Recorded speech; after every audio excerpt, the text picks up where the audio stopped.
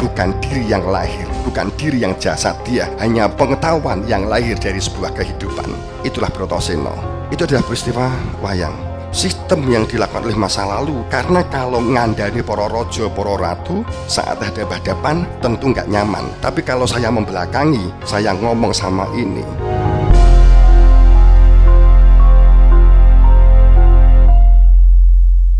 dadi wong dikandani gak kena angel tak kaploki, saya nyaman aja, padahal dia ini sing tak seneni, kan begitu. Lah, itulah sistem yang digunakan talqin kubur. Jadi pada saat di dalam satu kitabnya diungkap, beliau menulis ini nggak rasional banget. Harapannya supaya orang berpikir man ismuka di dalam Al-Quran mengenai kubur, wa ma anta bimusmi iman fil kubur, diungkap dengan kalimat di awal di 15 Fatir 15, bahwa ya Yohanes, menungso, posisilah diri kamu menjadi hamba yang fakir, hamba yang butuh berproses kembali kepada Allah di semua aktivitas kehidupan duniamu. Kemudian ada dikisahkan ada sebuah sahabat datang kepada Kanjeng Nabi, ya Nabi, terekam di dalam surat Hujurat 14 mengenai kesalahpahaman membaca Al-Quran, hanya dibaca kemudian pahala, tidak melakukan aktivitas sah-sah saja. Itu Nabi menangis sampai subuh itu habis, hampir habis. Inna fi khalqis samawati wal ardi wa ikhtilafil la ayatil lil albab alladzina yadhkurunallah qiyaman wa qu'udan wa 'ala junubihim wa yatafakkaruna fis samawati wal ardi rabbana ma khalaqta hadzal batil subhanaka wa qina adzabannar. Itu Nabi sampai dijemput Bilal, diingatkan, ini sudah subuh sampai hampir matahari muncul, tapi kok Nabi belum disusul. Kemudian dia sholat subuh, salam sudah meledak tapi awalnya masih subuh. Kemudian setelah itu baru Kanjeng Nabi memberi penjelasan ada apa. Kekhawatiran Kanjeng Nabi, banyak masjid, makrong Quran hanya untuk bacaan, tapi tadabbarul Quran, menyelami, mencermati, mempraktekkan, menganalisa, menghipotesa, mesintesa, tidak pernah dilakukan. Nabi menangis sampai 4 jam. Ini satu cerita sejarah di masa lalu, itu di zaman Kanjeng Nabi. Oke, saya kembali kepada sebuah kubur.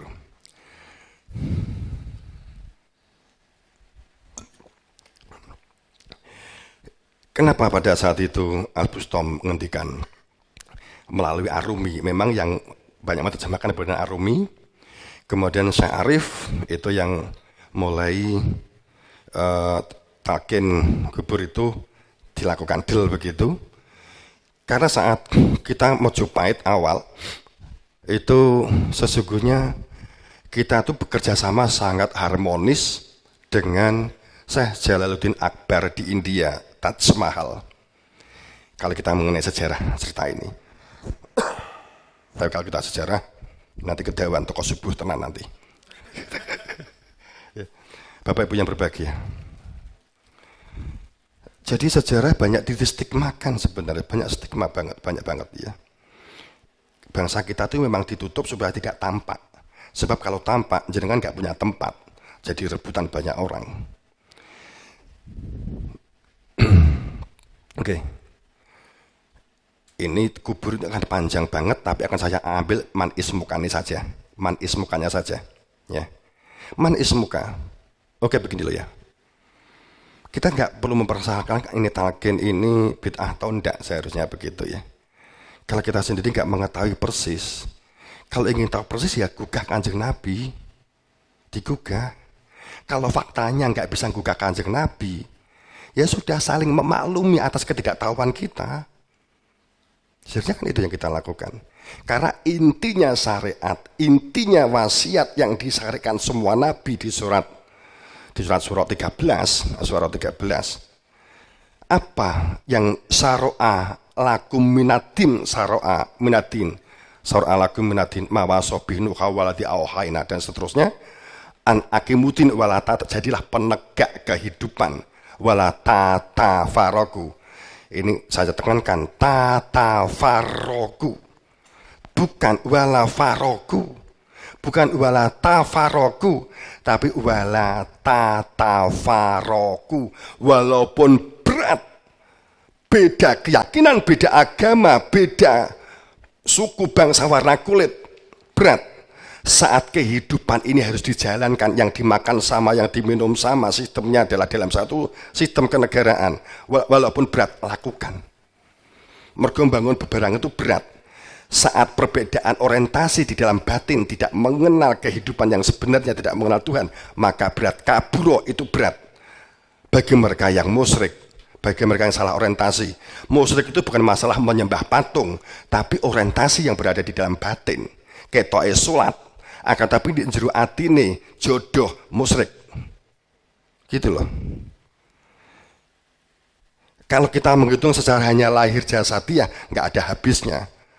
Salat ketoke di ngarep dewi. Sebab cewek sing diincer ternyata manggon di sebelah ngarep dewi di nggone barisan putri. Sehingga Mas Toha iku untuk bojo ki nek salat di ngarep dewi, mergo ngene karo ngene. Ya. Gitu. Konangan jadi. Ya. Kemudian, tapi alhamdulillah belum meninggal dunia wis jadi jodohi, kan gitu kan? Iso tobat toh? Itu loh.